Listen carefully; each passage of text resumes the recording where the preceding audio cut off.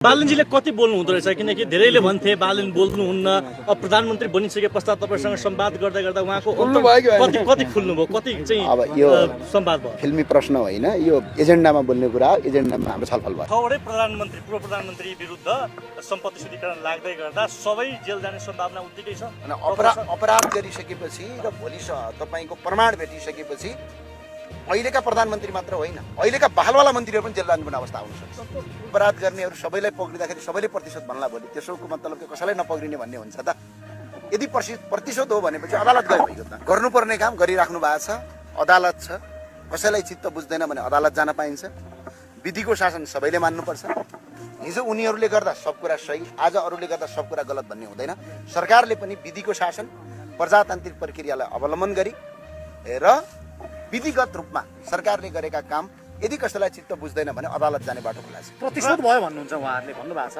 हैन प्रतिशोधमा उत्रियो सरकार पनि अपराध गर्नेहरू सबैलाई पक्रिँदाखेरि सबैले प्रतिशोध भन्ला भोलि त्यसोको मतलब के कसैलाई नपक्रिने भन्ने हुन्छ त यदि प्रतिशोध हो भनेपछि अदालत गयो भइगयो त अदालत त खुला छ गृहमन्त्रीको एक्सनमा तपाईको समर्थन छ हैन अहिले गृहमन्त्रीज्यूले गरेको काममा म अहिले पनि भन्छु तर अझै विधि पुऱ्याएर गर्नुहोस् किन कहिलेकाहीँ हतार गरेको कामहरू के हुन्छ भने विधिगत नभयो भने भोलि अदालतले तपाईँको क्लिन चिट दिन सक्छ ढङ्ग पुगेको छैन होइन त्यसो भन्न मिल्दैन तर अब किन अलिक विधि पुऱ्याएर गर्नु जस्तै छानबिन गर्ने सरकारले भन्दैछ सम्पत्ति त्यसमा चाहिँ सम्पत्ति शुद्धिकरणको त्यसमा चाहिँ तपाईँको राय के छ आफू पनि पढ्छु भन्ने छ छैन होइन म त सार्वजनिक पदमा बसेकै छैन बरु मन्त्री सन्त्री भएको छैन र अर्को कुरा यो मेरो सडकमा कुटाइ खाएको मात्र हो म अत्यन्त खुसी छु यही सम्पत्ति सम्पत्ति छानबिन गर्नुपर्छ 2046 सालदेखि भन्दाखेरि चितवनमा मारेर फाल्यो सुर्खेतमा कुट्या हो आज होइन भनेपछि यो चाहिँ जुगदेखि उठाएको मुद्दा हो मैले अस्ति पनि लेखेँ पटक पटक जेल परिएको पटक पटक ज्यान मार्ने हमला भएको भ्रष्टाचारका विरुद्धमा आवाज उठाउँछ कार्यान्वयन गर्नुको सट्टा आवाज सुन्दा पनि सुनेनन् अहिले कार्यान्वयन गर्ने निकाय चाहिँ गृह मन्त्रालय र सरकारले अगाडि बढाएको छ अत्यन्त हर्षित छु अझ यसलाई सशक्त बनाएर अगाडि बढाएको छवटै प्रधानमन्त्री पूर्व प्रधानमन्त्री विरुद्ध सम्पत्ति शुद्धिकरण लाग्दै गर्दा सबै जेल जाने सम्भावना उत्तिकै छ अनि अपराध गरिसकेपछि र भोलि तपाईको प्रमाण भेटिसकेपछि अहिलेका प्रधानमन्त्री मात्र होइन अहिलेका बहालवाला मन्त्रीहरू पनि जेल जानुपर्ने अवस्था आउन सक्छ यो भावनाले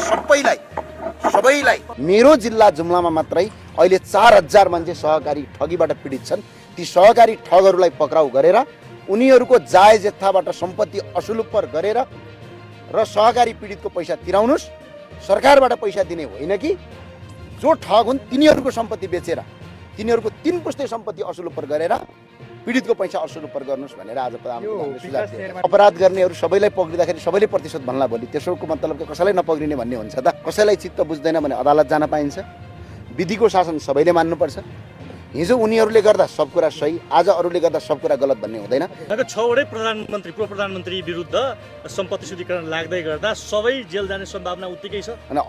अपराध गरिसकेपछि र भोलि तपाईको प्रमाण भेटिसकेपछि अहिलेका प्रधानमन्त्री मात्र होइन अहिलेका बहालवाला मन्त्रीहरू पनि जेल जानुपर्ने अवस्था आउन सक्छ गृहमन्त्रीको यो कदमलाई कसरी लिनु भएको छ धन्यवाद छ काम गर्नुहोस् अझै विधिगत पुर्याएर गर्नुहोस् अझै सशक्त भएर गर्नुहोस् 2-4 जना मान्छेले विरोध गर्दैमा र विधिको शासनलाई चाहिँ जहिले पनि ख्याल गर्नुहोस् प्रजातान्त्रिक अभ्यासमा अगाडि गर्नुहोस्